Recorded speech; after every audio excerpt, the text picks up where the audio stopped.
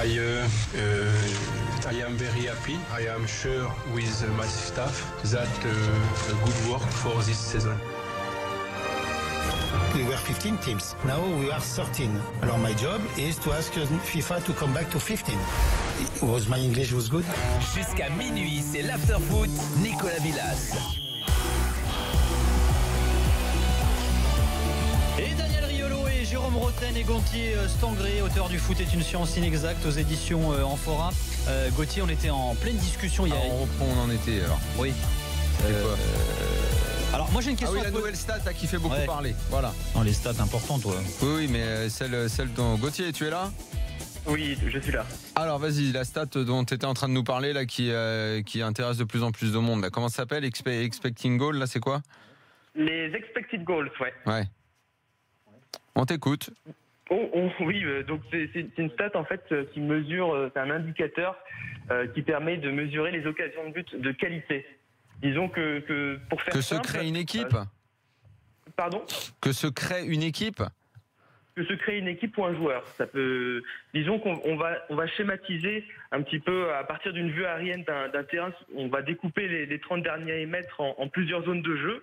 Et dans celle-ci, on va accorder un pourcentage. Donc, à partir d'un historique de tirs qui ont été de tirs au cours de différentes rencontres, je sais qu'Opta a mesuré son indice expected goals à partir de 200 000 matchs de football en comptant tous les tirs de ces matchs. Disons qu'ils vont voir les tirs à partir de quelle zone ils vont aboutir, et en faisant un mélange avec également, en prenant en compte la distance avec le gardien, avec les derniers défenseurs, on va connaître le pourcentage de chance qu'a un tir d'aboutir en fonction de la zone dans laquelle il est placé. Alors est-ce que tu es au courant dans cette stat là dont tu nous parles, de celle qui concerne Ibrahimovic?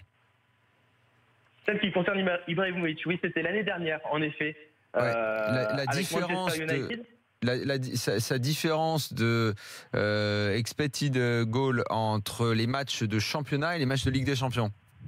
Alors non, celle-là, je la connais pas, mais je sais juste qu'à Manchester United était en moins bonne posture, on va dire, sur cet indice-là en termes d'équipe, parce que Ibra arrivait à mettre les buts assez facilement, contrairement aux autres attaquants, et eux échouaient sur des tirs entre guillemets faciles. Alors qu'Ibrahimovic, dans n'importe quelle position, il arrivait quand même à conclure les actions.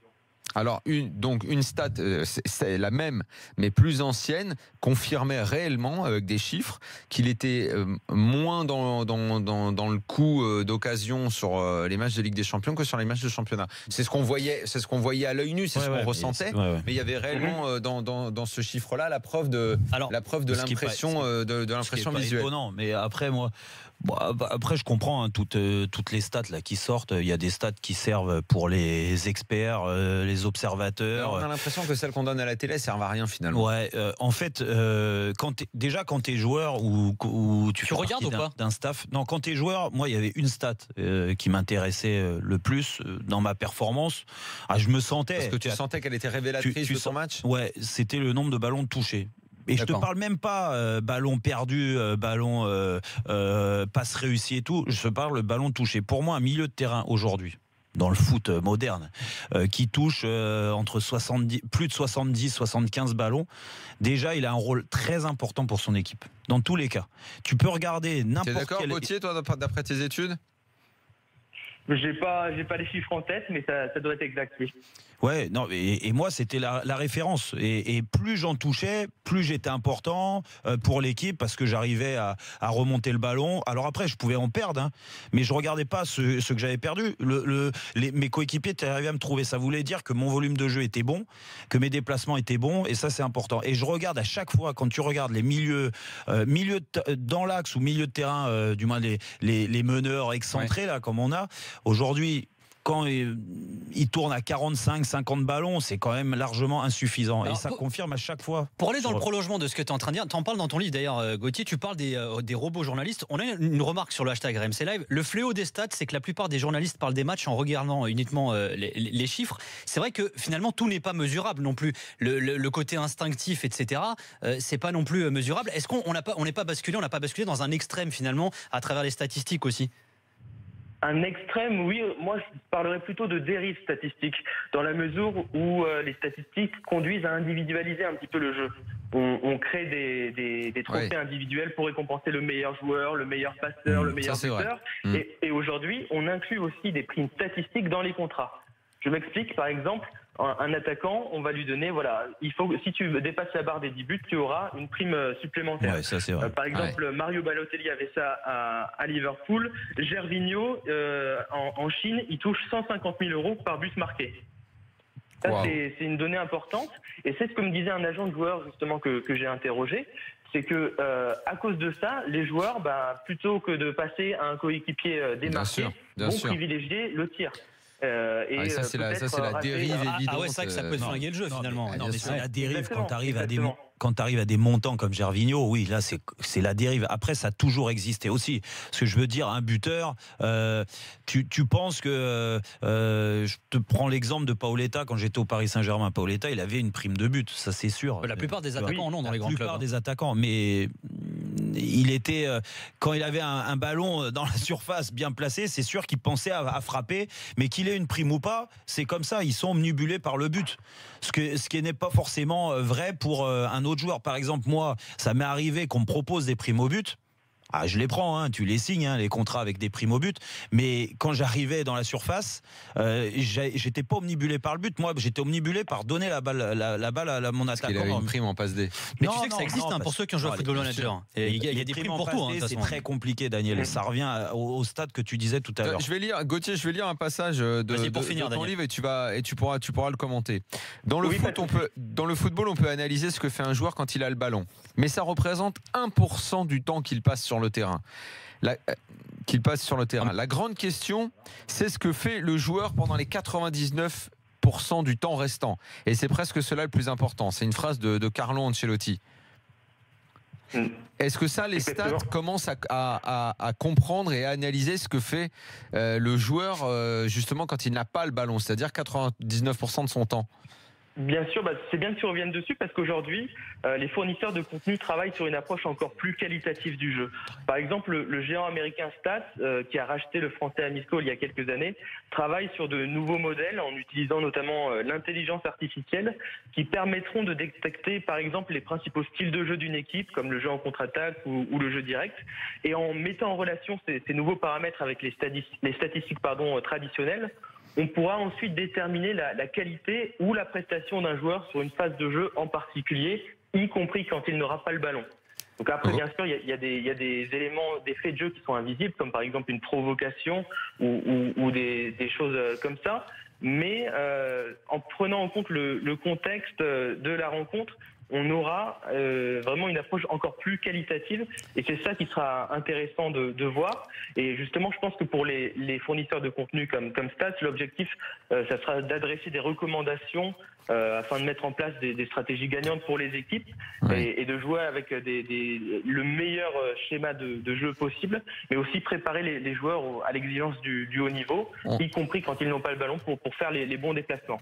On analyse de plus en plus de choses et un peu plus loin, un autre passage m'a alerté, je trouvais ça vachement intéressant, c'est tu dis, ces dernières années, les clubs sont parvenus à mesurer des critères psychologiques complexes, comme la personnalité d'un joueur, en analysant son comportement sur le terrain. Ils regardent en fait si le joueur propose des solutions lorsque son équipe est dans un temps faible, s'il fait tout pour ne pas prendre de but, ou encore s'il se sacrifie pour le collectif. Ça, c'est Comolli qui l'explique. Mais ça va plus loin.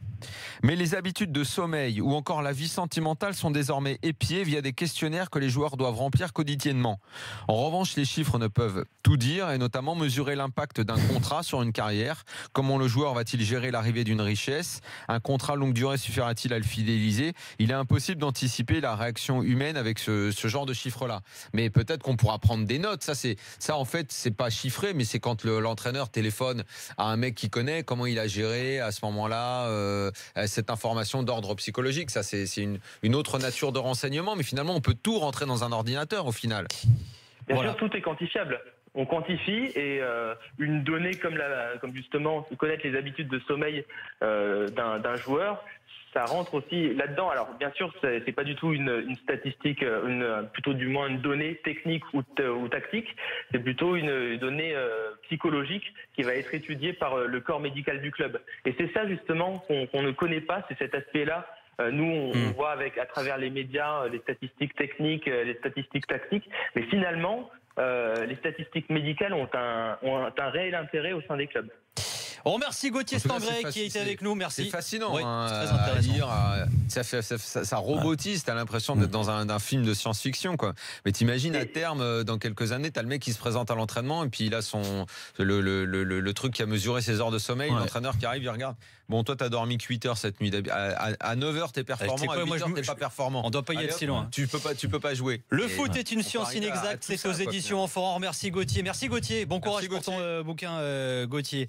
On va filer en Angleterre. Merci, salut Gauthier. On va filer en Angleterre. Philippe Auclair va nous rejoindre. Salut Philippe. Salut Nico, salut Daniel. Toutes ces stats, Jérôme. J'en ai quelques-unes, mais je les manie avec précaution. T'as raison. J'en ai entendu une, cela dit, qui m'a complètement sidéré. Là, hors antenne, on m'a raconté mes Gervinho et la prime par but. C'est pas mal, hein. Ça, c'est pas une stat. Ça, c'est un élément de contrat. Ça. Avant de parler de j'ai les stats de Gervinho à eBay China Fortune en face de moi. Je me dis, la vache. Il a croqué? Ah bah oui. Avant de parler de la première ligue, Philippe, on va faire un petit point sur les groupes. Le Pérou est le dernier pays qualifié pour la Coupe du Monde. Alors ils ont battu la Nouvelle-Zélande en barrage retour la nuit dernière. C'est donc une dépendance pour Philippe. Voilà. Pérou, non. On y va. Alors juste, on va vous donner dépendance de l'Écosse en l'occurrence, la Nouvelle-Zélande. C'est vraiment un pays écossais. Ça va quoi. Oui, c'est chez toi. Au sens large. On va vous donner les chapeaux. On va vous donner les chapeaux pour la Coupe du Monde. Le tirage au sort sera le 1er décembre. Chapeau 1, Russie, Allemagne, Brésil, Portugal, Argentine, Belgique, Pologne, France. Chapeau 2, Espagne, Pérou, Suisse, Angleterre, Colombie, Mexique, Uruguay, Croatie. Chapeau 3, Danemark, Islande, Costa Rica, Suède, Tunisie, Égypte, Sénégal, Iran. Chapeau 4, Serbie, Nigeria, Australie, Japon, Maroc, Panama, Corée du Sud, Arabie Saoudite. Messieurs, on va se faire le groupe de la mort. Pour l'équipe de France. Ouais. Groupe de la mort tout court d'ailleurs, même si vous voulez. Groupe de la mort, t'as quoi? Mais t'es qui? Ah bah je les ai pas sous les yeux, t'es marrant toi. Ah voilà, fallait bosser. Remets-le nous, Jérôme Thomas, s'il te plaît. Allez, remettre. Alors, tu les as pas de tête. Bah alors, Espagne. Espagne, ils sont dans le chapeau 2. Bah donc voilà. Brésil bah non, Brésil c'est dans le même groupe que la France. Mais oui, c'est pas lourd. Ouais, ils sont chapeau 1, t'es con. Tu fais bien de me dire t'as bossé. Voilà. Donc Espagne évidemment en 1 pour un groupe de la mort. Après du chapeau 3. Bah, tant qu'à faire, évite la Suède ou l'Islande. Tu peux pas la Suède ou l'Islande parce que c'est des équipes européennes, Daniel. Ah oui, tu peux pas en avoir. Au cas où t'as l'Espagne et tout. Donc je pense que la France, ils vont quand même bien s'en tirer dans le groupe. Si t'as l'Espagne, tu peux pas choper les plus durs. On va du dire que t'évites le Costa Rica si tu veux, et puis tu prends pas le Nigeria pour en faire un groupe difficile. Quoi. Tu peux pas avoir 3 équipes européennes, on est certain de ça? Non, sûr. Bah, le groupe, ce serait ça, quoi. Espagne, Costa Rica et encore. Ou Égypte. Il peut y avoir un groupe France, Uruguay ou Colombie. France, Uruguay ou Colombie avec l'Islande ou la Suède. Mais quelle Colombie? Uruguay et Colombie, c'est dans le même chapeau. Mais Uruguay ou Colombie, Uruguay ou Colombie. Suède ou Islande. Voilà, Suède ou Islande. On précise parce que après c'est pas vraiment des groupes de la mort. Il faut pas déconner non plus. C'est pour ça je pense que ce sera quand même jackpot messieurs dames au final. Oui. Non mais Jérôme a raison de souligner ça, c'est que tu peux pas avoir plus de 2 pays de l'UEFA qui sont dans le même groupe. C'est tranquille alors. C'est pas possible. Philippe, je suis là pour ça. Non mais bravo Jérôme, tu as tout à fait raison parce qu'il y a beaucoup de gens qui se sont dit oh la vache, on pourrait avoir le Danemark. En effet, c'est vrai. Oh la vache, non, tu peux avoir 2 pays de la même confédération pour l'UEFA et une seule confédération pour les autres. Et je parle sous les la table. Où il y a Philippe qui sera là. Vaut mieux aussi éviter les Anglais. Écoute, je sens que les Anglais vont être la surprise. On dit ça tous les ans. Le groupe 3 victoires assurées. On dit ça tous les ans. Tous les ans, t'as pas un Harry Kane à ce niveau-là. Tous les ans, il n'y a pas de Coupe du Monde déjà. Ali à ce niveau-là. Excuse-moi, t'as pas des jeunes joueurs. T'as une équipe qui est très solide. 3 victoires assurées. M'énerve. Le groupe facile. Ouais. France, Pérou, Iran. Où on joue en Iran, je te dis qu'ils sont relous, moi. Iran, je te dis qu'ils sont chiants, moi. Iran et. Ça va, quoi. Moi, je te dis qu'ils sont chiants, moi. Iran, Panama, tu peux jouer. Messieurs, on va se faire un groupe qui est bien plus intéressant. Alors, Iran, Panama et Pérou. Ouais, là, t'as le groupe claquette. Le groupe, tiens, on parle de claquette. Le groupe paradis fiscal, ça vous dit ou pas? Ah bah là, facile. Oui, le groupe paradis fiscal, Panama, alors je te mets la Suisse, Portugal du chapeau 1. Ouais, Suisse. Tu t'en payes pas pour les expats. Panama. Ah non, c'est Suisse. Il y a mieux que la Suisse, c'est l'Uruguay, messieurs. Ah, au niveau oui fiscal. Hein. Uruguay, tu peux tout planquer. L'Uruguay, même des grands-pères bizarres. l'Iran, tu peux aussi. L'Iran, tu peux tout planquer aussi. Non, t'es contre son gelé en Iran, il est fou. J'en ai parlé avec Eloge, le sélectionneur, je peux te dire, il est pas bien. Putain, dans le chapeau 3, c'est où que c'est mieux pour l'oseille? Bon, l'Islande. L'Islande, tu dis toi? L'Islande, t'es fou. La tronche. L'Islande, tu prends au niveau impôt, t'en prends plein la gueule. Mais attends, c'est les Scandis dans le Costa Rica chapeau. du chapeau 3. Ouais, c'est pas mal ça, Costa Rica. Costa Rica, c'est pas mal. Et Panama, évidemment. Panama, ouais. Si tu vas avec tes papiers, t'es peinard là-bas. Panama, bah oui. Le groupe vacances, messieurs. Là où vous partiriez en vacances peinard. Pratiquement tous. Je vais te dire. Là, je vais un peu partout. Enfin, on va chacun choisir avec ses petits goûts. Moi, donc, Brésil. Je fais un petit Brésil du premier. Moi, Brésil-Mexique derrière. Ouais, Mexique, c'est pas mal. Je fais un Croatie, c'est bien aussi. Mexique du deuxième. Cancun, écoute.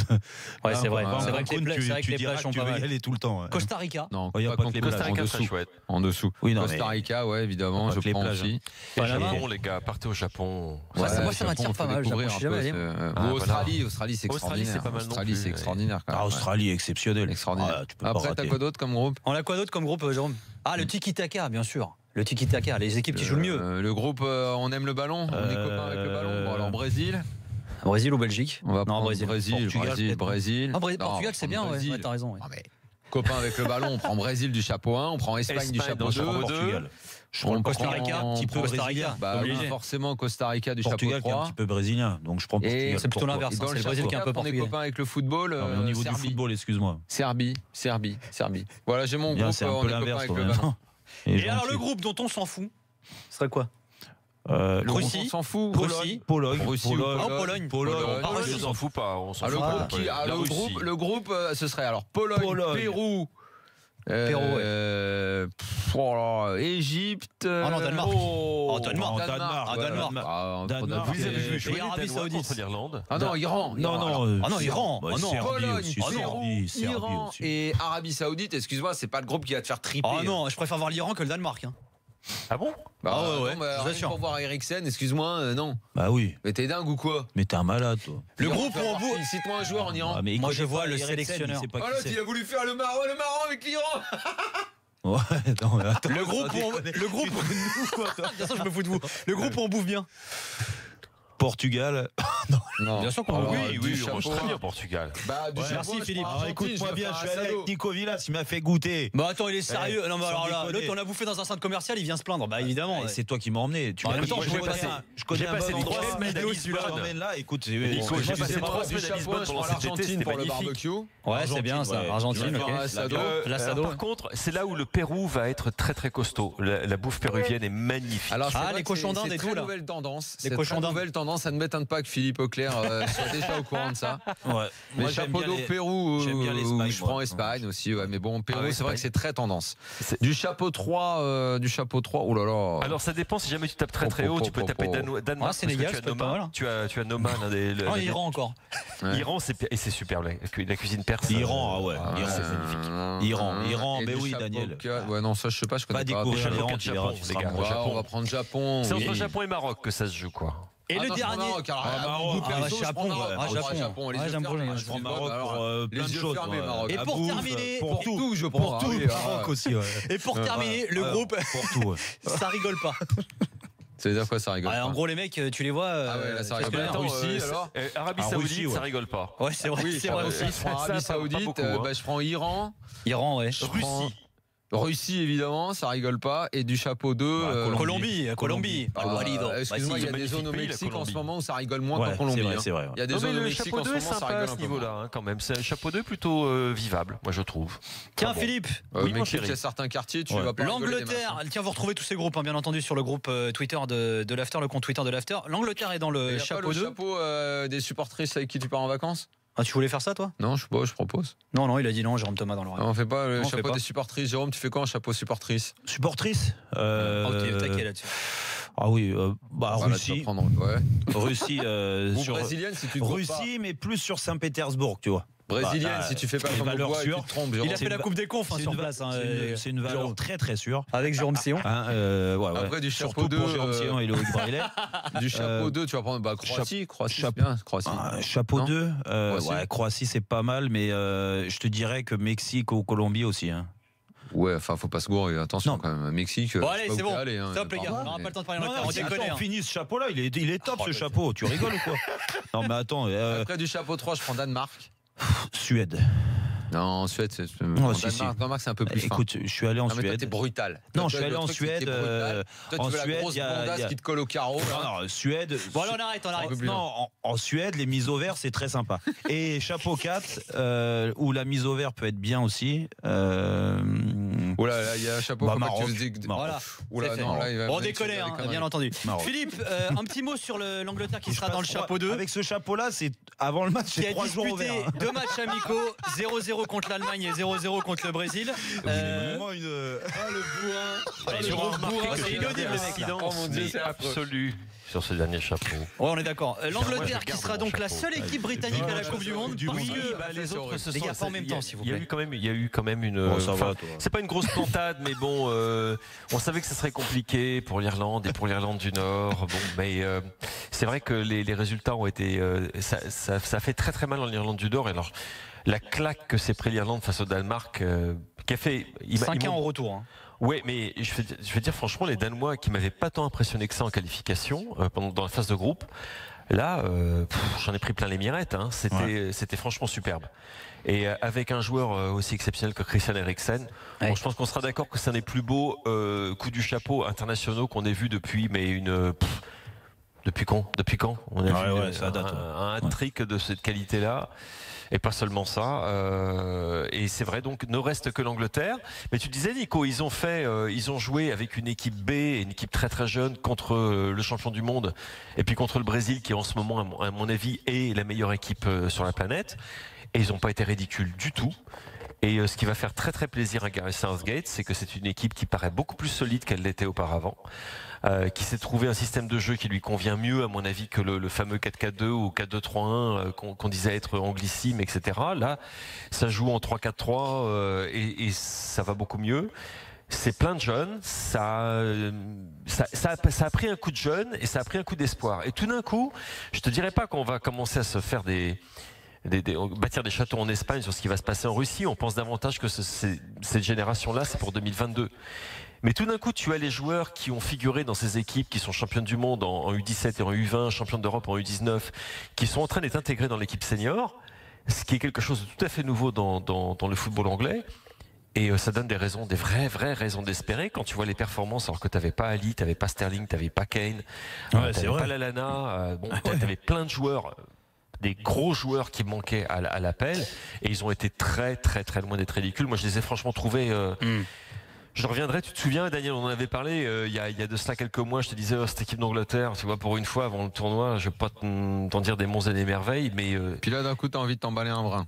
C'est pas m'emballer, mais c'est le fait que ce que j'espérais sans l'espérer, c'était le fait que le sélectionneur s'appuie sur les jeunes, sur la force des sélections de jeunes qui ont prouvé qu'elles étaient bonnes, qui ont prouvé qu'elles avaient le mental, qui ont gagné des tournois et des tournois importants. Il a fait ce choix, il a décidé de le faire et il va s'y tenir. Et du coup, ça devient un candidat, c'est pas un candidat au titre, mais ça va devenir une équipe super chiante. Et ceux qui auront l'Angleterre dans le deuxième chapeau, je pense pas qu'ils vont rigoler, franchement. Ah ouais, non, moi je suis complètement d'accord avec toi. Les limites aujourd'hui de l'Angleterre, c'est pas la qualité des joueurs, parce que contrairement à beaucoup de générations, ils ont eu des grands joueurs, mais là ils ont quand même des joueurs à des postes clés qui sont dans les meilleurs au monde actuellement. Et qui jouent dans les grands clubs, et il y a de la densité. Exactement. C'est les joueurs qu'on a vus Jérôme, pour Tottenham contre le Real Madrid, c'est plein d'anglais. Les joueurs de Manchester City qu'on voit contre Naples, et tout le monde est là. Il y a des Anglais, il y a 4 ou 5 Anglais dans l'équipe. Ah, tu te dis, oulala, il y a un truc qui a changé là. C'est plus la même chose. Le seul bémol, mais encore une fois, il faut lui laisser aussi sa chance parce qu'il n'a pas énormément d'expérience, c'est le sélectionneur. Oui, absolument. Et pour être champion du monde, voilà, et les derniers champions du monde, tu as quand même des grands sélectionneurs sur le banc, quoi. Oui. Donc, là, non, personne ne pense à ça, mais ne serait-ce que tu vois une place en quart ou un truc comme ça, et en tout cas montrer du foot. Et ils peuvent le faire. Et c'est pas quelque chose qu'on aurait nécessairement dit il y a 1 ou 2 ans de cela. Ah bah non, ça c'est sûr. Tiens, tout à l'heure, tu te demandais depuis quand on n'a pas vu un coup du chapeau comme ça.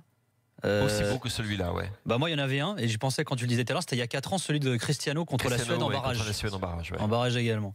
On te retrouve juste après ça, Philippe. On va parler quand même de l'une des affiches de ce week-end. Ce sera à suivre samedi à 13h30 sur SFR Sport notamment. Le derby, le match entre Tottenham et Arsenal, match qui se jouera à l'Etihad. A tout de suite avec ton avis tranché d'ailleurs sur cette rencontre et qui concerne Mauricio Pochettino.